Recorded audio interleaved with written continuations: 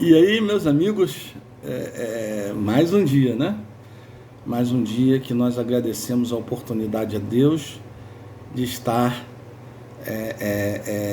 podendo compartilhar, podemos gozar desse privilégio, né? De ter mais um dia, né? Por favor, dê o joinha, toque o sino. Se não se inscreveu no nosso canal, não deixe de se inscrever. Não deixe de compartilhar o link do nosso canal com as pessoas do seu relacionamento, nas redes sociais. Continue dando essa confiança a gente, degustando o nosso material. Que Deus assim possa te abençoar a cada dia, né? O texto, o que nós vamos trabalhar hoje, né, a reflexão é sobre a banalização sobre o que é ansiedade. As pessoas banalizam muito o assunto, e o assunto é grave e sério.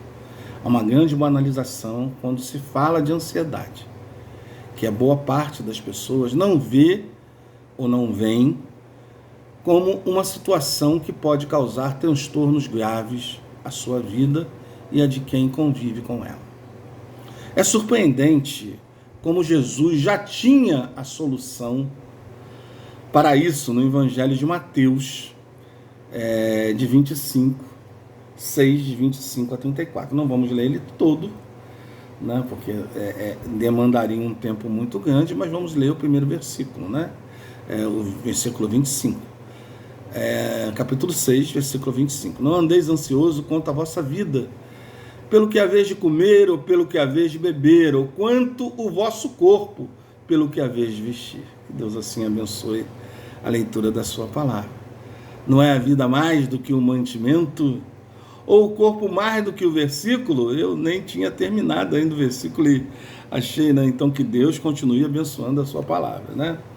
A obsessão é uma condição mental caracterizada por pensamentos involuntários, intrusivos e obsessivos, que podem se prolongar períodos indefinidos. Na obsessão, as ideias são fixas e o indivíduo se concentra nelas de modo que não consiga se livrar de tais pensamentos obcecados com finalidade. Aliás, com facilidade. Até parece que o seu comportamento irracional, porém, sente-se incapaz de controlá-lo.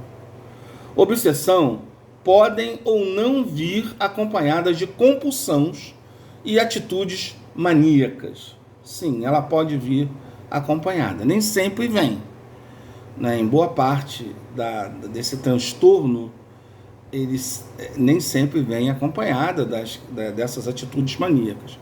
De modo geral, esse quadro impacta negativamente a vida de quem sofre com esse tratamento, até porque a obsessão tem íntima relação com o estado de ansiedade, podendo resultar em sintomas desagradáveis, como, por exemplo, insegurança, medo de adoecer ou morrer, além de rituais compulsivos e com repetições e evitações. A obsessão é um transtorno que atinge homens e mulheres na mesma proporção. E tem alguns casos raros que atingem crianças também. Na maior parte dos casos, o distúrbio aparece ainda na infância ou adolescência, como falei, apesar de também iniciar-se na fase adulta. Porque tem crianças, se você notar, então é importante que você note nas pessoas que convivem com você, nos seus parentes, nos seus filhos, se a criança é muito ansiosa. Toda criança ansiosa, muito ansiosa, pode estar militando, eu digo, fazendo uma obsessão. Então você deve procurar um médico, procurar um psiquiatra que é o especialista nisso, para que ele analise se a ansiedade da sua criança é uma patologia, digo, uma doença, ou é uma coisa momentânea, porque criança tem coisas momentâneas, não é como adulto. A criança, ela vive numa transição o tempo inteiro, ela é mutável o tempo inteiro, muito mais do que os adultos. Então, é interessante que você leve a criança no psiquiatra. O psiquiatra não é só para maluco, né? Psiquiatra é quem trata de ansiedade. psicoterapeuta, que diria o psicólogo, ele não trata de ansiedade. Ele trata de ansiedade com a recomendação do psiquiatra. Porque o psicólogo não pode entrar com a farmaco, que é a medicação. Então você precisa de um psiquiatra porque ele faz uma leitura muito mais ampla e um diagnóstico, coisa que o psicoterapeuta não vai poder fazer. Só se ele for psiquiatra também, né? Então, é importante que você perceba esses detalhes da criança. Você, professor, perceba, você tem um psicopedagogo normalmente nas escolas, então leve a criança para o psicopedagogo para que ele possa fazer uma avaliação. Porque um psicopedagogo tem capacidade para fazer essa avaliação e encaminhar para um psiquiatra, para um especialista. Mas pode ajudar muito a criança no decorrer, na caminhada, em identificar se é uma doença, pelo menos mais ou menos, né? Ou se é apenas uma coisa mutável da criança. É uma característica da criança, de mudanças, de ficar nervosa, de ficar ansiosa. Mas não deixe você, educador, de fazê-lo, de levar para o psicopedagogo, porque pode se tornar uma obsessão na pré-adolescência ou na adolescência, ou na idade adulta, na verdade, na juventude. Quer conhecer as principais causas desse problema e quais são os transtornos possíveis para a obsessão? Pessoas com compulsão normalmente sofrem com pensamentos, imagens que invadem a mente insistentemente, sem conseguirem bloquear essa invasão. A partir daí, a única maneira que se encontra para avaliar a ansiedade e atenuar essas ideias indesejadas é a obsessão, através de atos repetitivos que muitas vezes ocupam boa parte do tempo e geram desdobramentos prejudiciais no trabalho, na vida sociais e nos relacionamentos interpessoais e até nos relacionamentos amorosos. Acredita-se que a obsessão é um resultado de causas biológicas, genéticas, psicológicas e ambientais. Então tem todo um conjunto de causas que podem trazer a obsessão na vida da pessoa. Enquanto alguns estudos apontam que esse tratamento é consequência de alterações cerebrais e outras pesquisas revelam que a predisposição genética tem influência nos casos de compulsão. Eu penso mais nessa vertente, eu estou mais nessa vertente da ciência.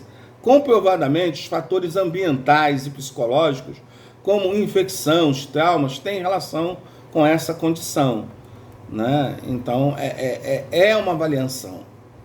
O local, o ambiente que a pessoa está, isso pode realmente causar sérios problemas psíquicos e psicológicos na pessoa.